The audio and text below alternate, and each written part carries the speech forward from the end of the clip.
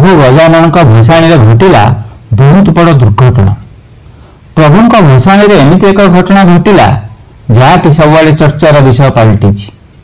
एमती घटना आगरू केबे घटी नथिला।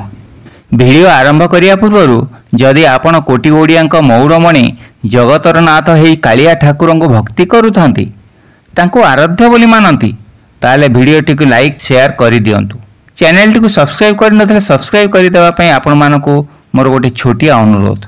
बालेश्वर जिला सोर अंचलर वीरमित्रपुर ग्रामर राजेंद्र साहू बयस 30 वर्ष कटक खपुरिया अंचलर एक प्राइवेट कंपनी जॉब करती। से और तांका पितामाता समस्ते जगन्नाथ प्रेमी। से प्रभु जगन्नाथ को बहुत विश्वास और भक्ति करती। आउ से भक्तिर फल मध्य से पाइछंती। तांका जीवन में एमती एक घटना घटी जहाँकि आज मध्य मन पड़गले से कांदी पकाती। 2025 मसीहा अगस्ट मास 27 तारिख बुधवार से दिन थाए श्री गणेशंकर पूजा। से तांको कंपानीर सांग मानक सह कटकरे रहुथांती। सबु सांग माने मिसी आनुष्ठानिक भावे गणेशंकर पूजा बहुत आडंबर करुथिले। पाखाआख अन्य सांग माने मध्य पूजारे जोग देइथिले। समस्ते मिसी भक्तिर सह प्रभु गणेशंकर पूजा करिथिले। से दिन पूजा सरिला पर समस्ते निज घर को फेरिले। रविवार दिन ठाकुरंक विसर्जन पई पुणी समस्ते एकाठी हेले। ठाकुर को एक टाटा ट्रक रे बसाई विसर्जन पाई नेले। डीजे घंट बजाई रास्तार सांगमानक सह नाची नाची काठजोड़ी नदी कूल को चली थांती। प्रभु श्री गणेशंकर विसर्जन करने को काठजोड़ी कूल रे शेष पूजा अर्चना सारी ठाकुर को गाड़ी ओह्लैले। हाथ में राजेंद्र बाबू आउ तांकर किछि सांग माने मिसी ठाकुर को नहीं नदीर पानी भीतर को गले विसर्जन करने। किंतु से दिन नदी रे तांको सह जहाँ घटिला ता थिला एक हृदय विदारक घटना। जी भी शुणिबो तांका आखिरी लुह बोही आसीबो। एमिति घटना केबे भी गणेश पूजा भसाणी रे घटी नथिला। से दिन नदी भीतर को जाई समस्ते भलरे भलरे ठाकुरंक विसर्जन कराइले। या पर राजेंद्र बाबूंकर किछि सांग नदी रे पहरिबा को लागिले। सेमानकु नदी कूलरे पहरुथिबार देखि राजेंद्र बाबू थट्टा करी कहिले, तुमे माने एठी पाखरे कोन पहरुछ, देख मु केमिति पहरुछि। एमिति कही राजेंद्र बाबू पहरी पहरी नदी गर्भ को चलीगले। यापर नदी कूलरे थिबा तांको सांग माने राजेंद्र बाबू को जोर रे डाकिले। कहले, राजेंद्र बाबू कूल को फेरी आस। सेमानक डाक शुणी राजेंद्र बाबू फेरिया को चेष्टा कले, किंतु अल्प बाट फेरिया परे तांकर आ बल पाइला नाही। से थकी जाइथिले।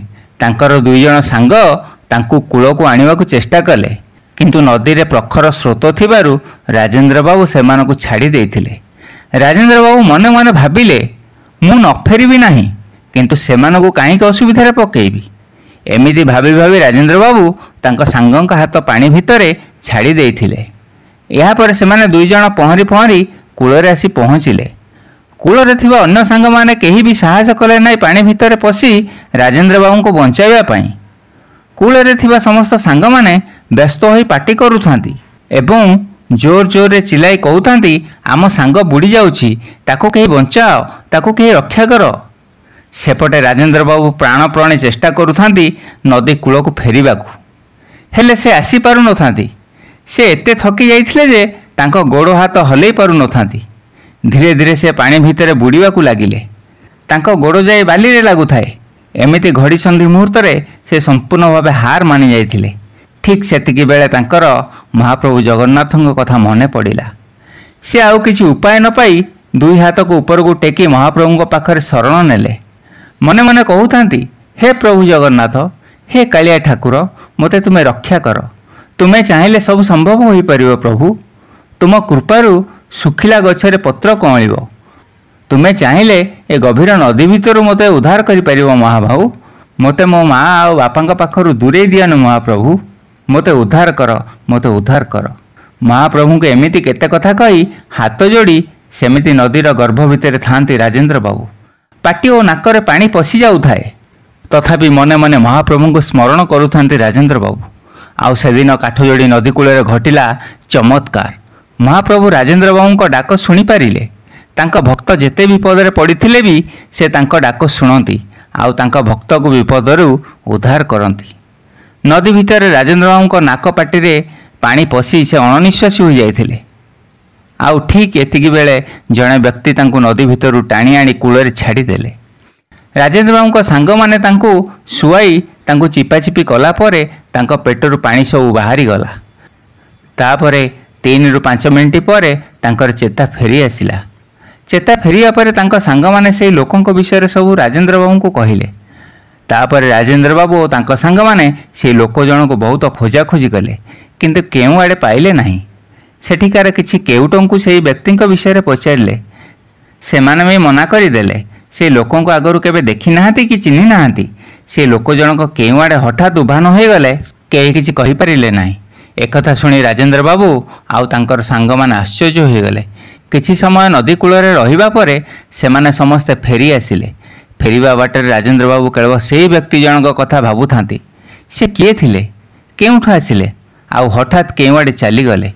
केही विश्वास करंतु बा न करंतु, किंतु राजेंद्र बाबूंकर दृढ़ विश्वास जे से लोक आउ केही नुह, से स्वयं महाप्रभु जगन्नाथ। तांको भक्तंक डाक शुणी श्रीमंदिर आसी केउ ना केउ रूपरे तांको भक्तंको रक्षा कले। यह निश्चित जे भक्तिर सहित जदि केही भगवान को डाके प्रभु निश्चय तांको डाक शुणती। सतरे महाबाहु तुम लीला अपार। केतेबेले केउ रूपरे तुमे तुम भक्त को उद्धार कर से तुमको ही जना। महाप्रभु जगन्नाथंकर छोटिया अनुभूति केमिति लागिला कमेंट बॉक्स रे कमेंट लिखि जणांतु। आम चैनल को सब्सक्राइब करनथिले सब्सक्राइब करदेबा पई आपण मानको अनुरोध रहिली। देखा हेबा आउ एक सुंदर अनुभूति सहित। जय जगन्नाथ, जय जगन्नाथ, जय जगन्नाथ।